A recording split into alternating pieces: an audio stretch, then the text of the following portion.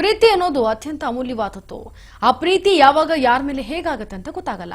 ಆದ್ರೆ ಈಗ ಈ ಪ್ರೀತಿಯಿಂದ ಮಗ ಒಬ್ಬ ನಾಪತ್ತೆಯಾಗಿದ್ದಾನೆ. ಈಗ ಹಗಲಿರುಳು ಮಗನಿಗಾಗಿ ಹೆತ್ತವರು ಹುಡುಕಾಟವನ್ನ ಮಾಡ್ತಾ ಇದ್ದಾರೆ. ಮಗನಿಗಾಗಿ ಸ್ಟೇಷನ್ ಮೆಟ್ಲೇರಿದ್ರು ಕೂಡ ನೋ ಯೂಸ್. ಯುವತಿಯೊಬ್ಳು ನನ್ನ ಮಗನ ತಲೆ ಕೆಡಿಸಿದ್ದಾಳೆ ಸಾರ್ ಅಂತ ಅಳಲನ್ನು ತೋಡ್ಕೊಳ್ತಾ ಇದ್ದಾರೆ. ನನ್ನ ಮಗನ ತಲೆ ಕೆಡಿಸಿ ಕರ್ಕೊಂಡು ಹೋಗಿದ್ದಾಳೆ ಸಾರ್, ದಯವಿಟ್ಟು ನನ್ನ ಮಗ ನನಗೆ ಹುಡುಕೊಟ್ಬಿಡಿ ಸರ್. ನೋಡಿ, ನನಗೆ ನನ್ನ ಮಗನನ್ನ ಹುಡುಕೊಡಿ. ಮಗ ಈಗ ನಾಪತ್ತೆ ಆಗಿರೋದು. ಹಗಲಿರುಳು ಮಗನಿಗಾಗಿ ಹೆತ್ತವರು ಹುಡುಕಾಟದಲ್ಲಿದ್ದಾರೆ.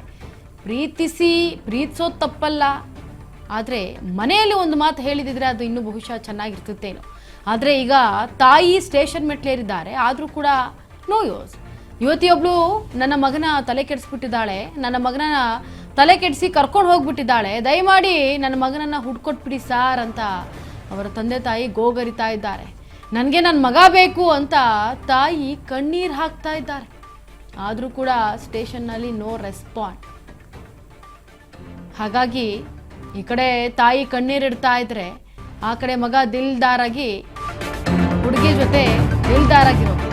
ಅತ್ತ ಅಮ್ಮನ ಕಣ್ಣೀರು, ಇತ್ತ ಲವರ್ ಜೊತೆ ಮಗ ದಿಲ್ದಾರ್.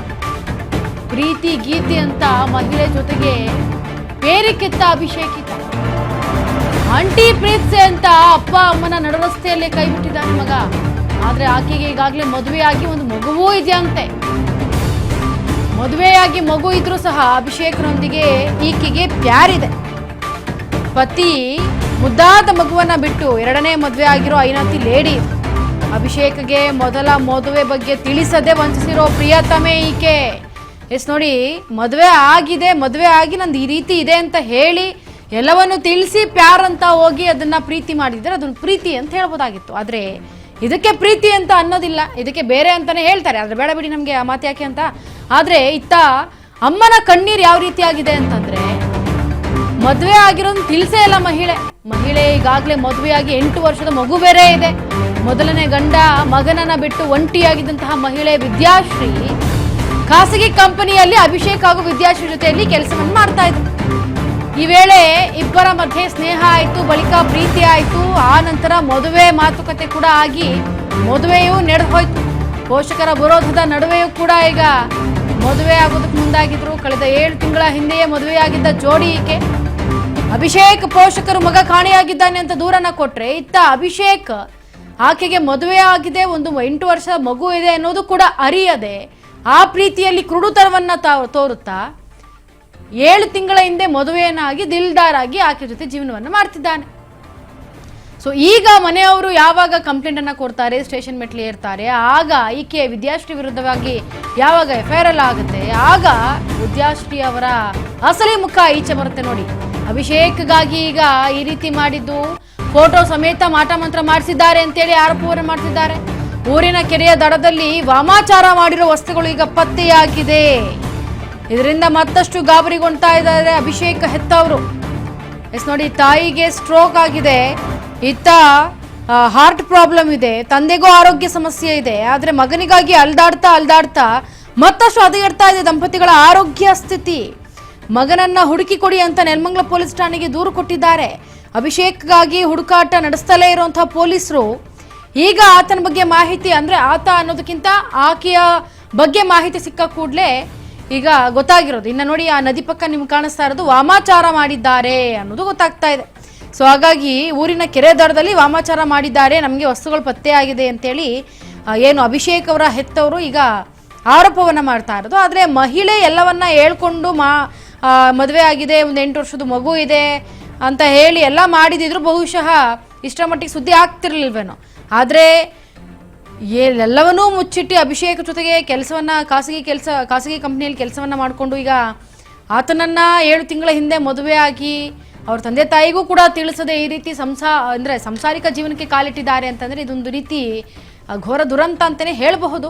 ಸೊ ನೋಡೋಣ ಯಾವ ರೀತಿ ಪೊಲೀಸರು, ನಮ್ಮ ನೆಲಮಂಗಲ ಪೊಲೀಸರಿಗೆ ಯಾವ ರೀತಿ ಆಕ್ಷನ್ ತಗೊಳ್ತಾರೆ, ಎಲ್ಲಿದ್ದಾರೆ ಅಭಿಷೇಕ್ ಅಂತ ಪತ್ತೆ ಹಚ್ತಾರೆ, ಎಲ್ಲವನ್ನೂ ಕಾದು ನೋಡ್ಬೇಕಾಗತ್ತೆ. ಇದ್ರ ಬಗ್ಗೆ ಹೆಚ್ಚಿನ ಮಾಹಿತಿಯನ್ನ ಕೊಡೋದಕ್ಕೆ ನಮ್ಮ ಪ್ರತಿನಿಧಿ ಅಜಯ್ ಗೌಡ ಸಂಪರ್ಕಕ್ಕೆ. ಅಜಯ್ ಗೌಡ, ಈಗ ಅಭಿಷೇಕ್ಗೆ ಒಂಚೂರು ಕೂಡ ಸುಳಿವಿಲ್ಲದೆ ಈ ರೀತಿ ಮದುವೆ ಆಗಿರೋ ಸರಿಯೇ? ಮತ್ತೆ ಈಗ ಕೆರೆ ದಡದಲ್ಲಿ ಏನೋ ವಾಮಾಚಾರ ಮಾಡಿಸಿದ್ದಾರೆ ಅಂತ ಹೇಳ್ತಿದ್ದಾರೆ, ಏನ್ ಹೇಳ್ತೀರಿ ಇದ್ರ ಬಗ್ಗೆ? ಖಂಡಿತ. ಇಲ್ಲಿ ಮೊದಲನೇದಾಗಿ ಈ ವಿದ್ಯಾಶ್ರೀ ಏನಿದ್ದಾಳೆ ಇವತ್ತಿ, ಈಕೆಗೆ ಮೊದಲೇ ಮದುವೆ ಆಗಿ 8 ವರ್ಷದ ಮಗು ಕೂಡ ಇದೆ ಅಂತ ಹೇಳಿ ಮಾಹಿತಿ ಕೂಡ ಸಿಕ್ಕಿರುವಂತದ್ದು. ಅಂದ್ರೆ ಇಲ್ಲಿ ಪ್ರಮುಖವಾಗಿ ಈಕೆ ಮಗು ಹಾಗೂ ಆ ಗಂಡನನ್ನ, ಆಕೆ ಕೂಡ ಚಿಕ್ಕಬಳ್ಳಾಪುರ ಸೈಡಲ್ಲಿ ಇರುವಂತಹ ವಾಸವನ್ನ ಮಾಡ್ತಾ ಇದ್ದಂತ ವಿದ್ಯಾಶ್ರೀ ಜೊತೆಗೆ ಆಕೆ ನೇರವಾಗಿ ಅವ್ರ ಗಂಡ ಹಾಗೂ ಮಗನನ್ನ ಬಿಟ್ಟು ಬೆಂಗಳೂರಿಗೆ ನೆಲೆಸಿರ್ತಾಳೆ. ಇಲ್ಲಿ ಒಂದು ಖಾಸಗಿ ಕಂಪ್ನಿಯಲ್ಲಿ ಕೆಲಸ ಮಾಡುವಂತ ಸಂದರ್ಭದಲ್ಲಿ ಈ ದೊಡ್ಡಬಳ್ಳಾಪುರದ ನಿವಾಸಿ ಆಗಿರುವಂತ ಅಭಿಷೇಕ್ ಏನಿದ್ದಾನೆ ಈತ ಪರಿಚಯ ಆಗ್ತಾನೆ. ಪರಿಚಯ ಆಗಿ ನಂತರ ಕೆಲವು ತಿಂಗಳಷ್ಟು ಲವ್ ಕೂಡ ಮಾಡ್ತಾ ಇರ್ತಾರೆ. ಅದಾದ ನಂತರ ಅಭಿಷೇಕ್ ಕೂಡ ಪ್ರಪೋಸ್ ಅನ್ನ ಮಾಡಿದಂತ ಸಂದರ್ಭದಲ್ಲಿ ಕೂಡ ಇಬ್ರು ಲವ್ ಮಾಡ್ತಿರ್ತಾರೆ. ನಂತರ ಈ ವಿಚಾರವನ್ನ ಪೋಷಕರಿಗೆ ತಿಳಿಸಿ ಮದ್ವೆ ಆಗೋಣ ಅಂತ ಹೇಳಿ ಪ್ಲಾನ್ ಅನ್ನ ಮಾಡ್ಕೊಂಡಿರ್ತಾರೆ. ಯಾವಾಗ ಅಭಿಷೇಕ್ ತನ್ನ ಊರಿಗೆ ಹೋಗಿ ಪೋಷಕರ ಬಳಿ ನಾನು ಹೀಗೆ ಮದ್ವೆ ಆಗ್ತೀನಿ ಅಂತ ಹೇಳಿ ಡೀಟೇಲ್ಸ್ ಅನ್ನ ಕೊಡ್ತಾನೆ, ಅವಾಗ ಪೋಷಕರು ಯಾವುದೇ ಕಾರಣಕ್ಕೂ ನಾವು ಮದ್ವೆ ಮಾಡೋದಿಲ್ಲ, ಆ ಹುಡುಗಿ ಬೇಡ, ನಾವೇ ನೋಡಿ ಮದ್ವೆ ಮಾಡ್ತೀವಿ ಅಂತ ಹೇಳಿ ಹೇಳಿರ್ತಾರೆ. ಆದ್ರೆ ಯಾವಾಗ ಪೋಷಕರು ಒಪ್ಕೊಳ್ಳೋದಿಲ್ವೋ ವಿದ್ಯಾರ್ಥಿ ಕೂಡ ಸಾಕಷ್ಟು ಆತನಿಗೆ ಫೋನ್ ಅನ್ನ ಮಾಡಿ ನೀನ್ ಬಂದ್ಬಿಡು ಅಂತ ಹೇಳಿ ಆತನಿಗೆ ಸಾಕಷ್ಟು ಒಂದು ಫೋರ್ಸ್ ಅನ್ನ ಮಾಡಿರ್ತಾಳೆ. ನಂತರವಾಗಿ ಅಭಿಷೇಕ್ ಕೂಡ ಆಕೆ ಹೇಳ್ದಂತೆ ನೇರವಾಗಿ ಒಂದು ದೇವಸ್ಥಾನಕ್ಕೆ ಹೋಗ್ತಾರೆ, ಅಲ್ಲಿ ಒಂದು ಆಹಾರವನ್ನ ಬದಲಾಯಿಸ್ಕೊಂತಾರೆ. ನಂತರ ಇಬ್ರು ಕೂಡ ಸಪರೇಟ್ ಆಗಿ ಒಂದು ಮನೆ ಮಾಡ್ಕೊಂಡು ಬೆಂಗಳೂರಿನಲ್ಲಿ ವಾಸ ಮಾಡ್ತಿರ್ತಾರೆ. ಆದ್ರೆ ಇದ್ಯಾವುದೂ ಕೂಡ ಅಭಿಷೇಕ್ ಪೋಷಕರಿಗೆ ಗೊತ್ತಿರೋದಿಲ್ಲ.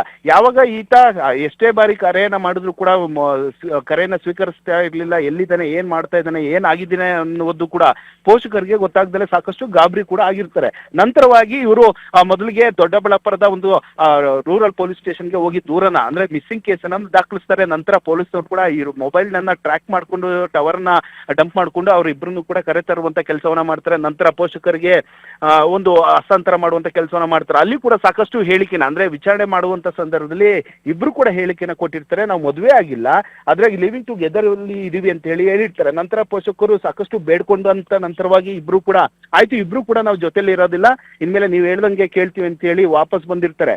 ಆದ್ರೆ ಇದೆಲ್ಲವೂ ಆಯ್ತು ಅಂತ ಹೇಳಿ ಎಲ್ಲರೂ ಕೂಡ ಆರಾಮಾಗಿ ಇರ್ತಾರೆ. ಇದಾದ ನಂತರವಾಗಿ ಇಬ್ರು ಕೂಡ ಮತ್ತೆ ಸ್ವಲ್ಪ ದಿನ ಮಟ್ಟಿಗೆ ದೂರ ಇದ್ದು ಮತ್ತೆ ಆಕೆ ಫೋರ್ಸ್ ಅನ್ನ ಮಾಡಿರ್ತಾರೆ. ನಂತರ ಈತ ಕೂಡ ಮತ್ತೆ ಹೋಗಿರ್ತಾನೆ.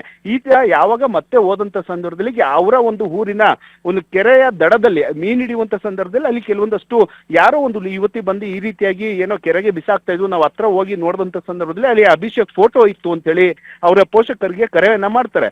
ಅವಾಗ ಪೋಷಕರು ಹೋದಂತ ಸಂದರ್ಭದಲ್ಲಿ ನನ್ನ ಮಗನಿಗೆ ಆತನ ಕೆಲವೊಂದಷ್ಟು ಒಳ ಉಡುಪು ಆಗಿರ್ಬೋದು, ಜೊತೆಗೆ ಕೂದಲು ಆಗಿರ್ಬೋದು, ಆತನ ಫೋಟೋವನ್ನ ಇಟ್ಟು ಈ ರೀತಿಯಾಗಿ ವಾಮಾಚಾರ ಮಾಡಿದ್ದಾರೆ ಅಂತ ಹೇಳಿ ತಾಯಿಗೂ ಕೂಡ ಗೊತ್ತಾಗುತ್ತೆ. ನಂತರ ಮಗನಿಗೆ ಏನೋ ಆಗಿದೆ ಮತ್ತೆ ಅಂತ ಹೇಳಿ ಇದೀಗ ನೆಲಮಂಗಲ ಪೊಲೀಸ್ ಠಾಣೆಗೆ ದೂರನ್ನು ಕೂಡ ಕೊಟ್ಟಿದ್ದಾರೆ. ಜೊತೆಗೆ ವಿದ್ಯಾಶ್ರೀ ಏನಿದ್ರೆ ಆ ಯುವತಿಗೆ ಕರೆಯನ್ನ ಮಾಡಿದಂತ ಸಂದರ್ಭದಲ್ಲಿ ನೀವು ನನ್ಗೆ ಮತ್ತೆ ಈ ರೀತಿಯಾಗಿ ಮಗನನ್ನ ವಾಪಸ್ ಬೇಕು ಅಂತ ಅಂದ್ರೆ ನೀವು ನನ್ಗೆ ಇಷ್ಟು ಹಣವನ್ನ ಕೊಡ್ಬೇಕು, ಸೈಟ್ ಅನ್ನ ಕೊಡ್ಬೇಕು, ಅವಾಗ್ಲೇ ನಾನು ನಿಮ್ಮ ಮಗನನ್ನ ವಾಪಸ್ ಕಳಿಸ್ತೀನಿ, ಇಲ್ಲ ಅಂತಂದ್ರೆ ಆತನಿಗೆ ನಾನು ಸೂಸೈಡ್ ಮಾಡ್ಕೊಳ್ಳುವ ರೀತಿಯಲ್ಲಿ ಪ್ರಚೋದನೆಯನ್ನ ಮಾಡ್ತೀನಿ, ಈ ರೀತಿಯಾಗಿ ಬೆದರಿಕೆಯನ್ನ ಹಾಕ್ತಾ ಇದ್ದಾಳೆ. ಹಾಗಾಗಿ ಗಾಬರಿಗೊಂಡಿರುವಂತ ಪೋಷಕರು ಇದೀಗ ನೆಲಮಂಗಲ ಪೊಲೀಸ್ ಠಾಣೆಗೆ ದೂರನ್ನು ಕೂಡ ಕೊಟ್ಟಿರುವಂತದ್ದು. ಪೊಲೀಸರು ಕೂಡ ಇದೀಗ FIR ಅನ್ನು ದಾಖಲಿಸಿಕೊಂಡು ಅವ್ರು ಎಲ್ಲಿದ್ದಾರೆ, ಏನ್ ಮಾಡ್ತಾ ಇದ್ದಾರೆ ಅವ್ರನ್ನ ಕರೆ ತರುವಂತ ಕೆಲಸವನ್ನು ಕೂಡ ಮಾಡೋದಕ್ಕೆ ಮುಂದಾಗಿರುವಂತದ್ದು. Okay Ajay Gowda, thank you so much ನಿಮ್ಮೆಲ್ಲ ಮಾಹಿತಿಗಾಗಿ.